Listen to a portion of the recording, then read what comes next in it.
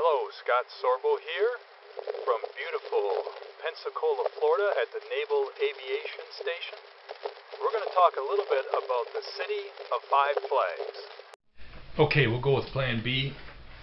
I had some great shots down at the beach in Pensacola. However, the wind took away the audio from me and my cheap equipment. So here we go inside my office.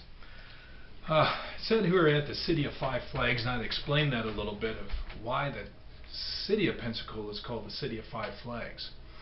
And but I'd like to open up this little vignette with the question, what is the oldest city in America? Well, if you go to a European settlement, you would likely say, as far as the United States goes, St. Augustine.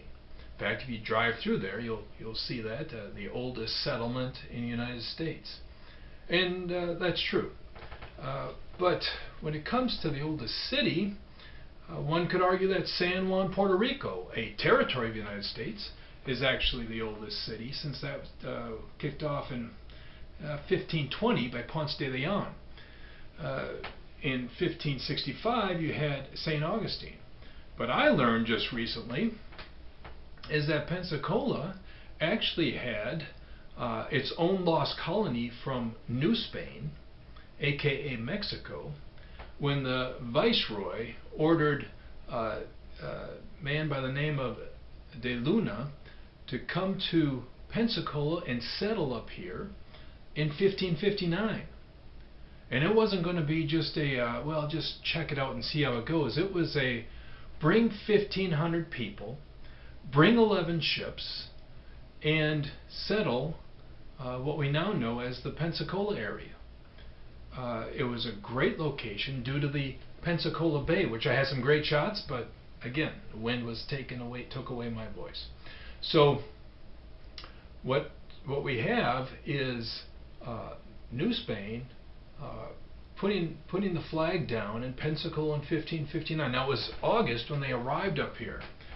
Well, you and I know that is prime time hurricane season here in Florida, and that caused a problem. 8 of their ships and much of their supplies were wiped out in the first month after the Hurricane Ivan, or whatever it was called, and seemingly a big category storm to do such damage, gave them a real rough start. Providence? Perhaps. Life would have been a lot different down here, even today, if Spain would have settled that early and started up, another St. Augustine on this side. Perhaps they would have paid a lot more attention to Florida and north of Florida. That was 1559. Fast forward to 1689, when Spain finally made a settlement here, and now we've got our first flag.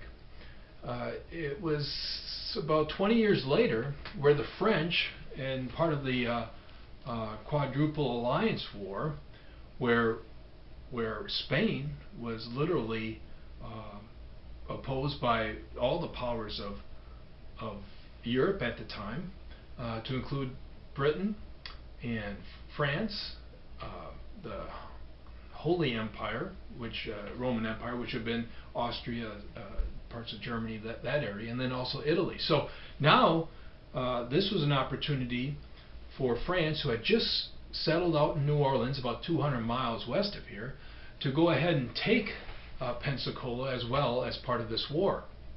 And successfully they were. But France thinned themselves out. They did not. New Orleans wasn't a great start for them either. And a few years later, 3 years later, France is all but removed. But that was our second flag. Now we're into looking at our third flag. We've got to fast forward to 1763 at the signing of the Treaty of Paris, where we've got the 7-Year War, the French and Indian War ending, and all of Florida is divided actually into 2 Floridas, a West and East Florida, and that is given to Britain, ceded to Britain for the Treaty of Paris and what took place there in 1763. So now the British Empire is posting their flag here in Pensacola. That's our third flag. Well, let's fast forward to the American Revolution, which we're here to study. And now we've got, in 1781, you'll think I would tell you the newly formed United States took over, but it wasn't. Spain actually attacked Britain in Pensacola area about 4 months before Yorktown was taken by Washington and Company.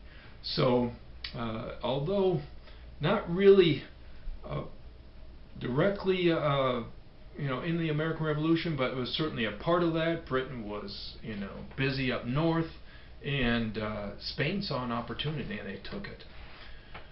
Well, by 1820, America is expanding to the point of Florida is provided to us in another agreement with Spain. We're supposed to not mess around in western Texas and in the newly formed New Mexico areas, Arizona, but Florida would be given to us with some cost as well. And so Florida now becomes part of the United States. It actually becomes a state in the 1840s, and now we've got the United States flag posted here in Pensacola.